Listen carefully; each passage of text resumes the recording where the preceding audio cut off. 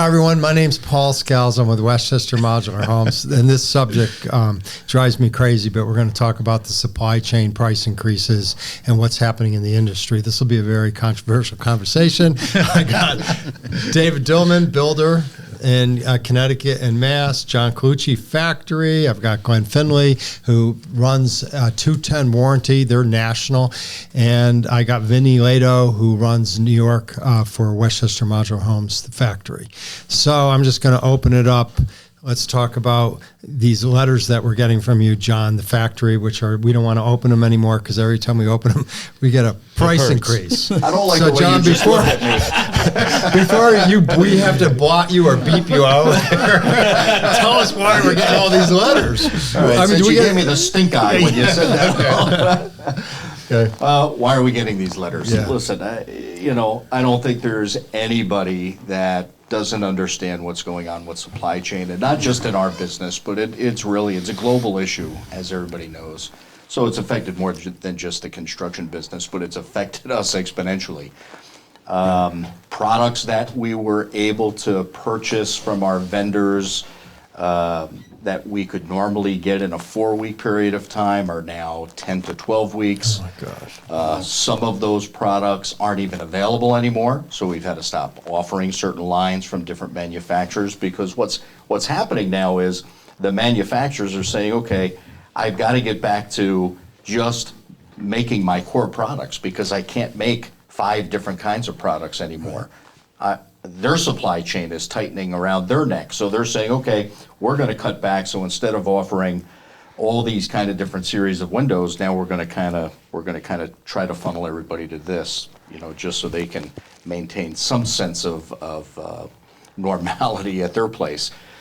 But not only has to make matters worse, not only has the lead time on these items gone up, the price just keeps going up. I mean, it's not uncommon for us to get letters from our vendors once a week about supply chain and about prices going up. So, and it's a difficult thing to handle. I mean, this is something we've never dealt with before. Okay, I've been doing this 38 years, and so have you, and it's just we've dealt with it on a very small scale, but this is out of control. All right, so I'm going to ask you why in a few minutes. I want to hear your answer, but where's the tipping point, David and Vinny? Where's the tipping point? I think it's very tough right now. The general public sees all of the increases coming, and it's but my point is there's got to be some point at which everybody says enough is enough. Where is that? Are we there? Because people are still buying homes. I think we're getting close, except for the fact that there aren't that many homes available in the market right now, and there's still buyers looking for new homes. There's still buyers that are looking for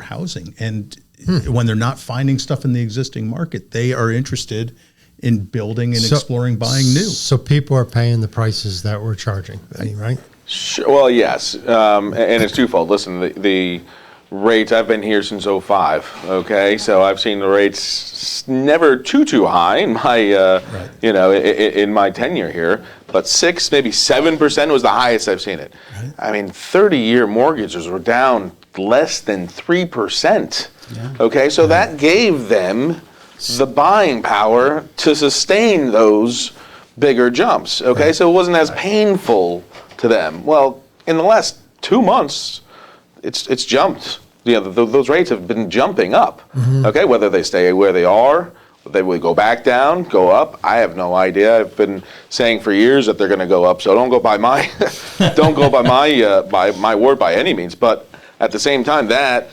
in the short term at least, I think has been able to have people palate the difference in the cost. So you think the rates have helped with the price? Absolutely, All right. I don't know. I mean, it can't be fun calling your clients every week and telling them that there's another surcharge on something. It's not.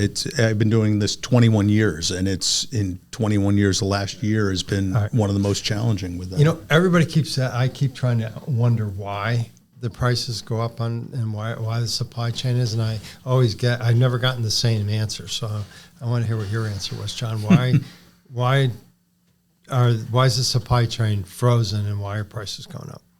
Wow. You don't have to be political. Do I get paid for this answer? I don't know. I want to know. I want to know what you think. I mean, I've watched a lot of YouTubes on it. Part of it is political, and there's I won't get into that end of it, okay? But I will say this, that, so why do I think this is happening? You know, you can go back to pre-pandemic and say that we really didn't have this issue, okay? Now all of a sudden, and part of the reason why our industry didn't have this is really and truly the housing market was kind of depressed, right? We were just kind of coming out of the Great Recession, so there wasn't a whole lot of demand. So this interesting dynamic of the pandemic happening, and during the course of the pandemic, I'm thinking to myself, okay, when this is over, what's going to happen with the housing Okay, market? but we didn't have it during the pandemic. We had the supply problem towards the end of the pandemic, maybe because everything was shut down during the pandemic, but we were still getting supplies, let's say halfway through the pandemic. Well, we were, but then all of a sudden, this enormous demand for housing Correct. creeps up, as to Dave's point, Right. that nobody forecast. But all of a sudden you have this enormous demand for housing because there's such a lack of inventory, because nobody had built a spec house in 12 years. There was no market for it. Now all of a sudden people are coming out of this, they're working from home, they want to move to the country, they're moving out of the city. They want their vacation home now because they're not commuting to work anymore. They can have a home office. So all of a sudden, this huge demand happens. There was a lack of supply to begin with, but to make matters worse, during the pandemic, we're paying people to stay home. Don't worry about it. You don't have to work. We'll pay you to stay home. They stay home, and now, you know, you see signs all over the place in different industries about need help. Signing bonuses to become a cashier. Come to our place and be a cashier at this food joint, and we'll give you a $300 signing bonus. When did you ever see that kind of thing? So Well, there's this I- huge lack of okay, labor. but But I'm- also, you know, okay. one thing I wanted to touch on that John also alluded to is during the pandemic, when everybody started staying at home, it wasn't just the housing industry that got a boom in exponential growth. But at that point, everyone was looking at their existing houses and saying, hey, I want to remodel my kitchen. I want to put a little addition on. I want to put a pool in. True. So it strained an already strained industry and the supply chain, because the demand wasn't just for new construction, it was also existing and remodeling, which put an exponential strain on that same product that we're all trying to do with our clients for new construction. Right. If you look, So that's my short Yeah, answer. no, I get it, and it makes sense. What you're saying makes sense. Economically, I got concerns with some of what you said. I mean, think about it when you're talking about that person, the cashier, with the way we've had inflation the last 6-9 months. I mean, do you find people to work at the factory? I mean, are you getting people, or is it hard to find people? It's still hard to find people. Fortunately, being an employee-owned company, Yeah, we've been helps. able to retain our nucleus Yeah. because, you know, every person that works at the company has a vested interest, and they're not just an employee, they're also owners. So they don't want to leave, fortunately for us. But it kind of spins on its own. So if you think about the supply chain and the costs, so we have plumbers and electricians that work for us, and their wife goes to the grocery store and it costs them more to get to the job. If they have to go buy a tool, it costs more. When they go buy material, it costs more. So they charge us more. So everything is kind of feeding on its own. So if I was to say, when do you, I mean, I've heard this on the news. It's not, this thing's going to last for years is what I'm hearing. Is that what you guys are hearing? Yes. Yeah. Absolutely. Yeah. I mean, Yeah. there is still such a lack of inventory out there. People are going to build. What this whole thing has done is it's eliminated some of the people from the marketplace. First-time home buyers forget it. in the Northeast, I mean, they're just priced out of the market right Well, now. I think America started leveling off. I mean, I was down in North Carolina; the prices are the same as here now. Yeah. Yeah, Florida, same thing. So we've had a leveling effect throughout the United States. And you brought up an important point. Where is the breaking point? Certainly, there's going to be a breaking point. This is just not sustainable. You know, I don't care if people are paying cash or if they're going for financing at some point in time. It's going to start to slow. However, I don't think it's going to fall off the cliff like it did in 2007, because that was a whole different set of circumstances. I don't think we're going to see that. We'll see a slowing, and then the next question is, do we think that material prices are actually going to come down? Right. Some people have suggested that they're going to come down, and some people, I mean, if you look at the economic forecast, you get two different points of view. Right. Yeah. And my crystal ball's not working. I can't Well, tell you what's it's gonna funny happen. because everybody that built a home like last year said, thank God I built it last year versus this year. And everybody that's worried about, I mean, I think people want to build, they're just going to build. That's what we're seeing. They're going for it. And they're willing Yeah. to build smaller. Yeah, that's true. They're smaller and more efficient, Yep. which ends up costing them less Yep. for ownership as The well. value engineering going on. Also, we're seeing families come together to live together. You get many of that, John? We're starting to see that more and more. Sure. Yeah. Yeah. Yeah. Co-generational housing. Yeah. No Yeah. question. And I think we're going to see a lot more of that in the next few years. Yeah.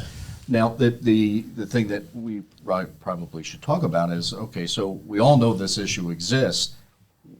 How do you handle that with the retail customers coming through the door? I mean, my answer is be as transparent as you possibly can. What we've done as a factory is we've said to customers, hey, listen, you know, here's where the numbers are today. We're projecting that those numbers are going to go up. So we're going to artificially add X amount of dollars. And we're telling them, this is what we've added to your price. And if materials don't go up, you'll get that credit back. But Right. what we don't want to do is come back to you in 6 months and change order you for this enormous amount of money. That's just not a great experience. Has that worked? It has to a certain extent. And how Now, close are you? How close have you been? You know, I it mean, depends. I know. Yeah. You know, there was a point in time last summer we were actually giving people credits back. Yeah. Lumber had come down dramatically from its all-time high. Yep. The dynamic now is lumber is going back up at this point in time, and it's almost hit its all-time high again. Why is that? Why did, I mean, it's not like there's more building now than there was a year ago. You think? I think there is more building You do? that's going on out there. The mills have opened up, so yeah, I mean the amount of housing starts. When out there Canada right now are opens up, incredible. will that help you guys? Possibly, Yeah.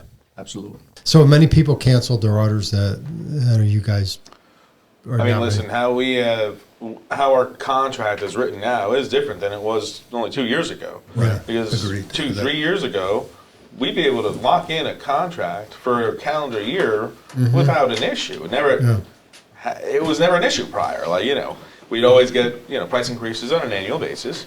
And now they're monthly. They're sometimes monthly. They're sometimes bigger than others. The numbers are higher than others, and one month or the other. But yeah, we end up, it's a little bit, and again, going back to transparency, we're trying to be as transparent as possible.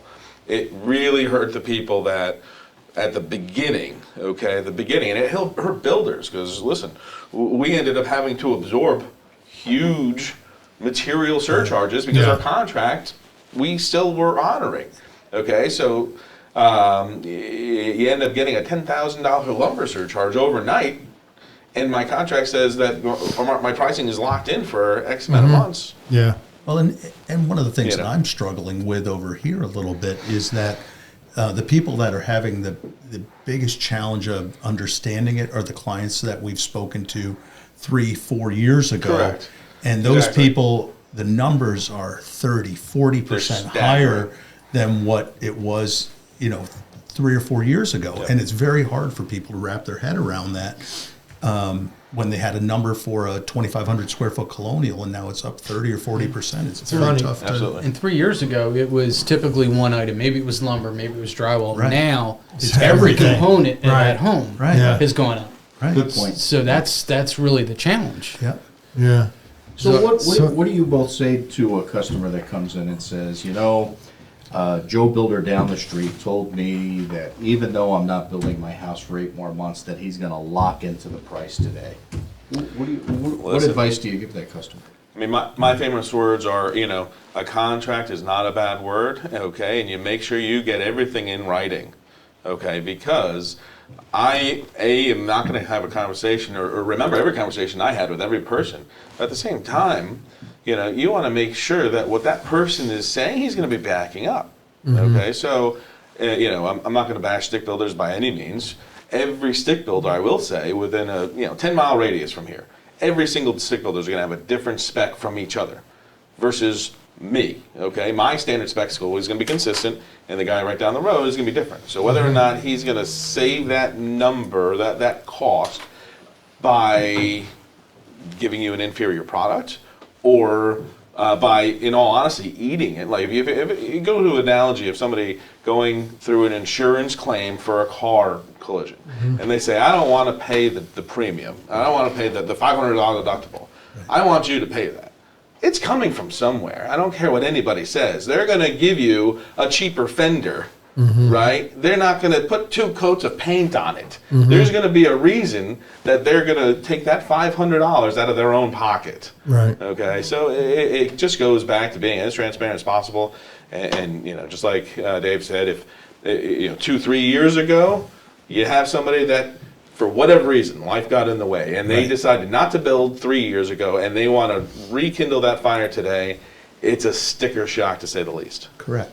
Exactly. So that's an interesting perspective. So you're saying the builder's not going to come back and change order them. The builder's actually just going to reduce the spec of whatever they're building for the customer potentially to try to save the money. Some, and I've actually heard of one builder actually has refunded the client because they said they could not honor their contract. Yeah. And that was a stick framer actually went with a certified check and refunded the contract deposit because they said they could not honor. Yeah, but they've been better off if they renegotiated with them, because I heard of that happening. Yeah. And they go out and get another contractor, and it's way more.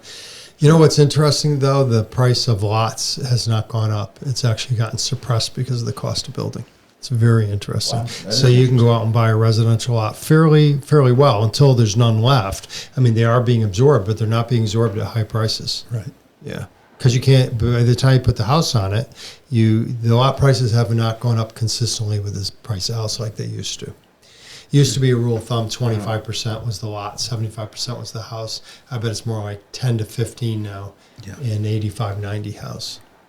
Yeah. Interesting. Yeah, it is. So that you can still buy a lot at a reasonable price. Yeah. Yeah. Well, I don't know where this thing's going to go, as we all don't know, but it seems that it's not scaring the public in the terms of purchasing the people that want to build.